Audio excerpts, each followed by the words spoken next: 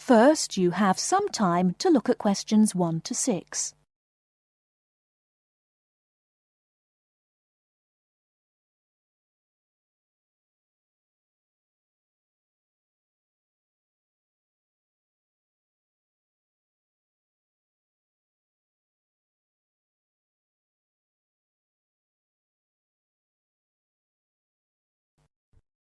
Listen carefully and answer questions 1 to 6.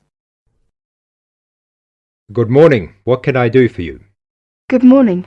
I'd like to open a bank account. What kind of account do you want? I'm not quite sure. I'll be a college student. I simply require a safe place to keep my money and easy access to it. Can you recommend an account for me? All right. Do you get a grant? No, I will be supporting myself. I see. You could open an instant account. What's an instant account? Basically, it's an interest account. It has all the usual current account facilities such as a cash card and a deposit book, except a checkbook, and pays competitive interest on your account when it's in credit. There are 2 levels of interest for this account. If your balance is up to £500, the interest is 5.25%. If your balance is 500 or over, it attracts an even higher rate of interest, which goes up to 7.25%. You will receive a cash card for our machines, so you can withdraw money with the card from any machines or any Barclay branches when the bank is closed. Oh, I see. How can I withdraw money if I have no checkbook? Well, you have to withdraw money either using your card or visiting your branch. I see. Before you hear the rest of the conversation, you have some time to look at questions 7 to 10.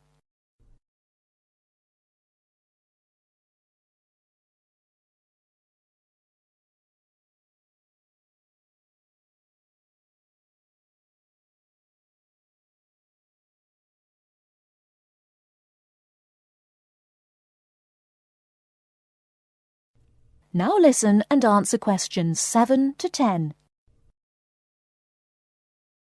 How can I find out how much money I have in my account? You can ask your branch and tell them how often you would like to receive your statement, which provides you with a permanent record of income and expenditure. It will show every transaction on your account and the balance remaining at the end of each day. You can also use your cash card to check your balance. That's fine. I think I'll open an instant account. That is the end of part 1. You now have half a minute to check your answers.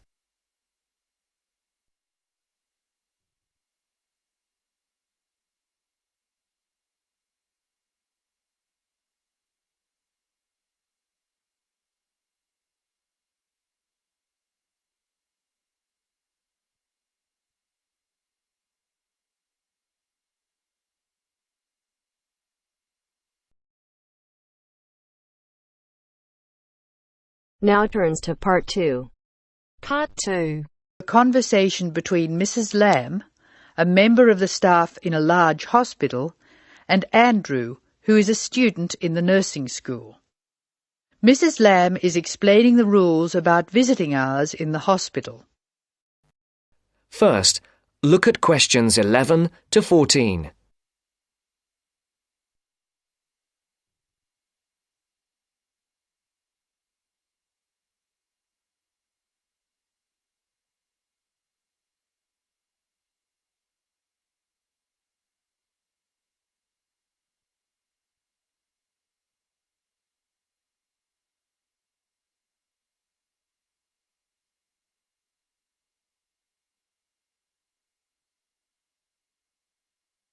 Listen carefully. Hello, Andrew. I believe you want to know about visiting hours. Yes, I do, Mrs. Lamb. I have to fill this form out, and I'd like to have some idea why the different parts of the hospital have different times for visiting. I see. Well, let's start with an obvious one. Intensive care. People in intensive care are very sick indeed, and for that reason, we say that visitors can come between 6 a.m.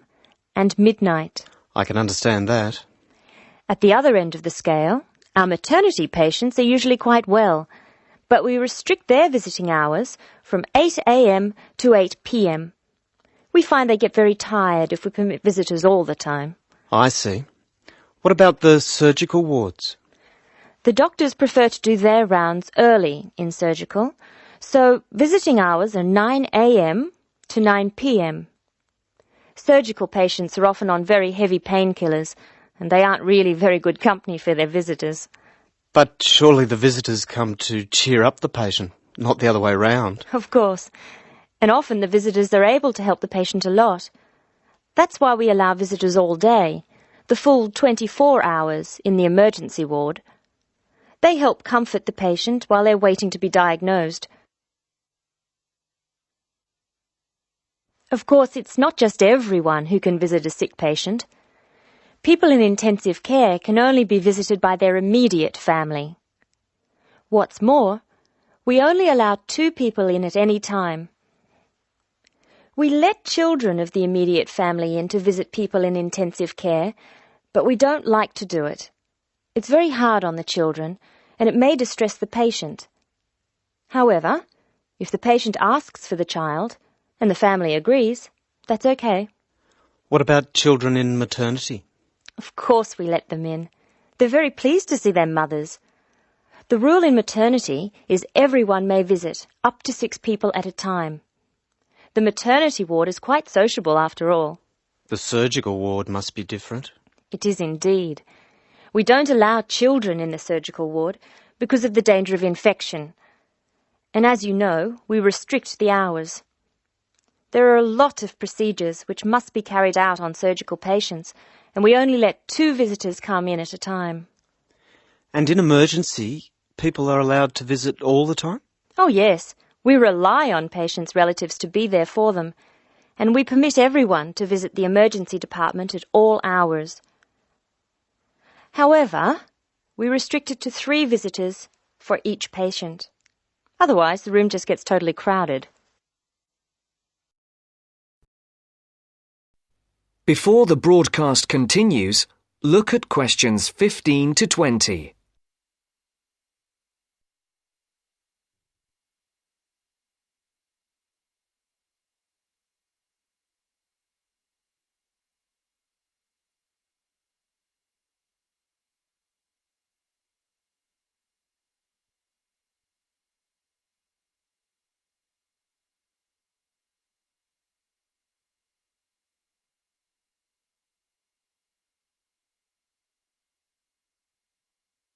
You will now listen to the second part of the talk. Now I have your schedule for the next week's observation sessions. Are you ready? Yes. Where do I start? On Monday, you'll be in male surgical in the morning and in female surgical in the afternoon. You'll be following Dr. Shea on her rounds. Thank you. And on Tuesday? On Tuesday, you'll be with Dr. Thomas in the morning and Dr. Robertson in the afternoon. No, that can't be right. You're with Dr. Thomas in the afternoon and Dr. Robertson in the morning. Do I ever get to see Dr. Kim? Yes, you'll be with Dr. Kim on Thursday and Friday. She'll take you through the children's ward and through our new teenage ward for 12 to 15-year-olds. Great. I've read a lot about that new ward. Will I see the schoolroom? Maybe another time. And what will I do on Wednesday? On Wednesday, you'll join the other students for lectures. You'll be in the Redmore lecture room between 8 and 10 a.m. and later between 2 and 3 p.m. Thank you. Do you know how big my class is? The intake this term is 200 first-year students. I'm pleased to say about 1/3 are men, which is good. Nursing used to be an almost entirely female occupation. I know. My father trained as a nurse, and he was considered very unusual. Is he still working as a nurse? Yes, he's working in a hospital in the country. I guess I just wanted to follow his example. That is the end of part 2. You now have half a minute to check your answers.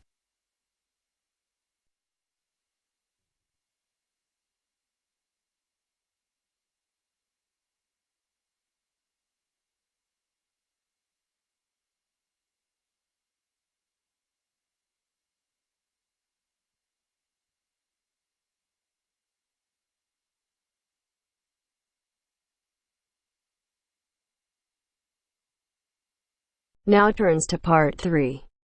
Part 3. You'll hear a conversation among two students and their tutor about the presentation they are going to make at the tutorial class. First, you have some time to look at questions 21 to 26.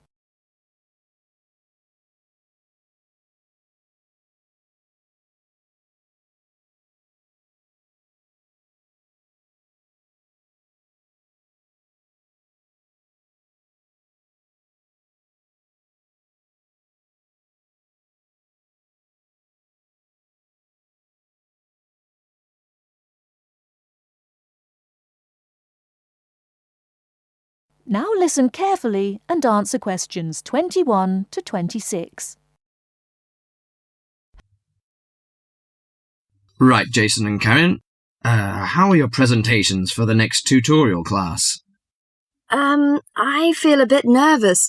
I haven't done that before. Although many of my classmates in the same tutorial group have finished theirs.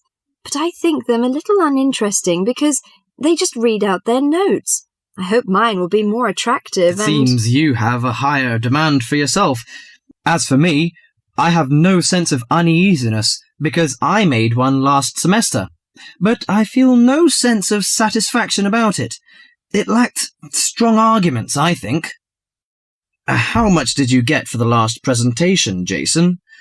83% actually, but my goal for the next one is over 87%.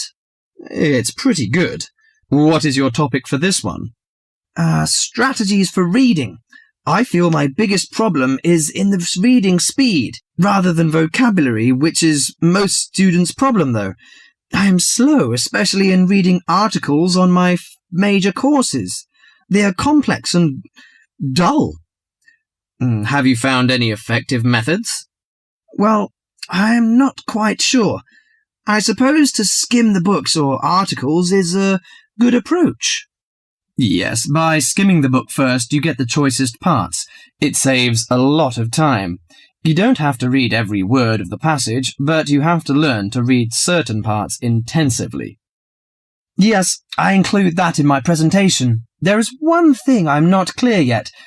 Why don't we make presentations more related to our major?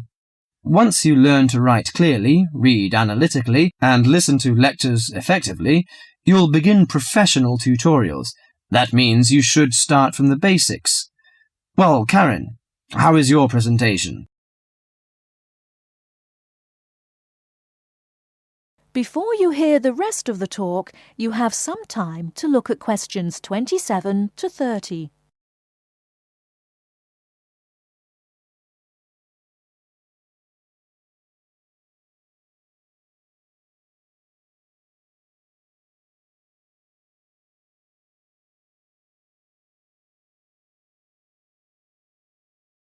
Now listen and answer questions 27 to 30. Oh, Karen, how is your presentation? I am still in a panic. I want to find some more interesting topics about writing, but I wonder what articles I can refer to, because there are so many of them. Did you get the list of the reading materials handed out last class? Yes, but there are over 20 on it. I have only a week to prepare, so I wonder if let me give you some suggestions. You needn't read them all because some of them deal with the same issue. The article by Holsworth is really worth reading. It covers the aspects of organising the thoughts and ideas. Okay, Holsworth. You should also read the article by Jackson, but just look at the part on research methodology, how they did it. Right, I'll read that one. You should also read the article by Fisher, but just look at the part on the writing plan. That is, how to plan your writing in a systematical way. Okay, Fisher, got that. And if you have time, the one by Risewell says very relevant things. It teaches how to title your articles and make it appealing. You should finish the whole book. Okay. Now, the one by Burns, if I were you, I wouldn't bother with the whole passage. Just read the conclusion, which summarises the use of rhetoric. Oh, now I understand. Thank you very much. That is the end of part 3. You now have half a minute to check your answers.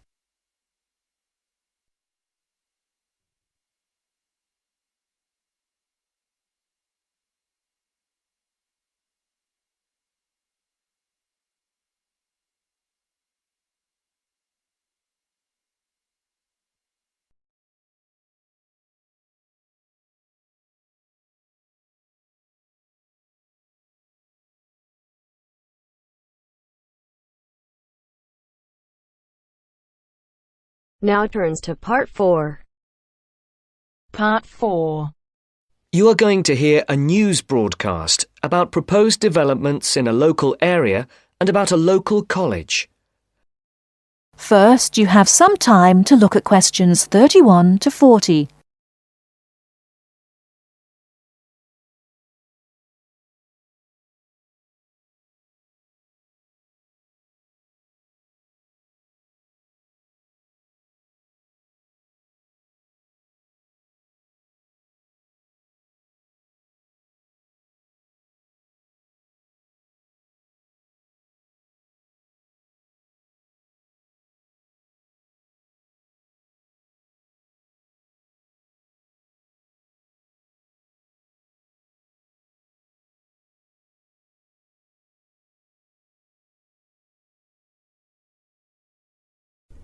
Now listen carefully and answer questions 31 to 40.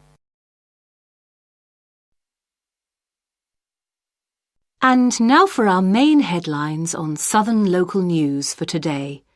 First of all, the report relating to the proposed motorway and other developments around the village of Tartlesbury was published this morning.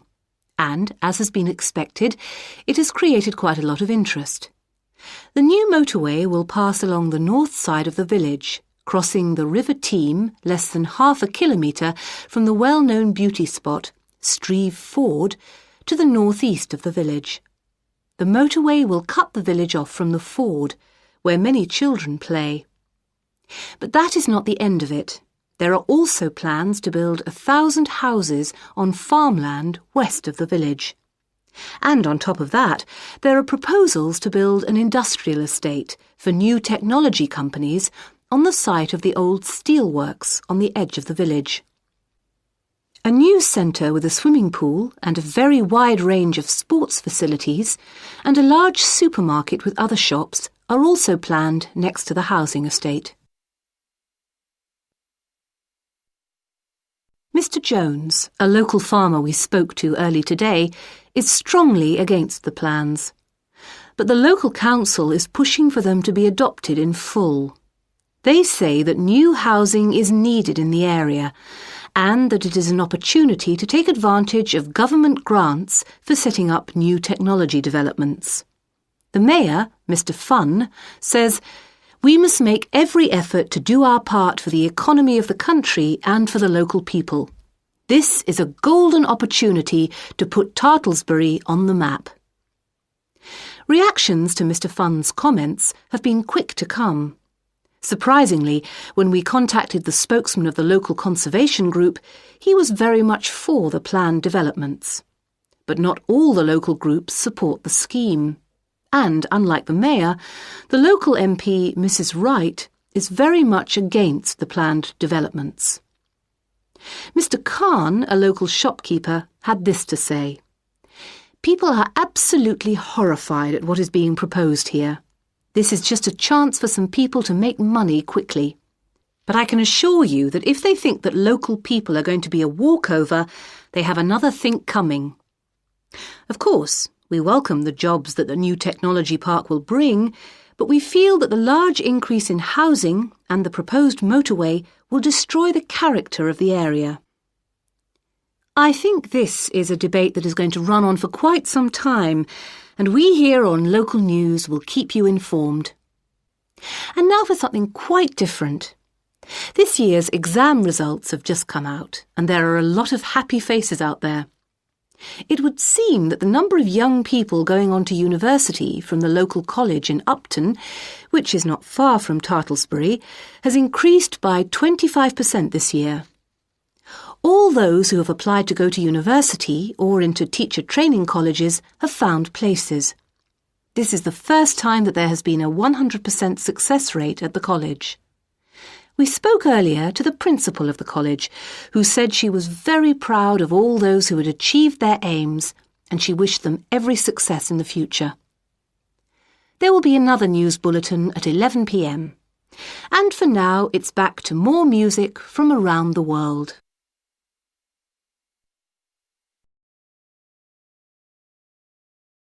That is the end of part 4. Stop, stop, stop, stop, stop. Stop, stop, stop, stop, stop. Stop, stop, stop, stop, stop, stop. Stop, stop, stop, stop, stop, stop, stop, stop. Stop, stop, stop, stop, stop.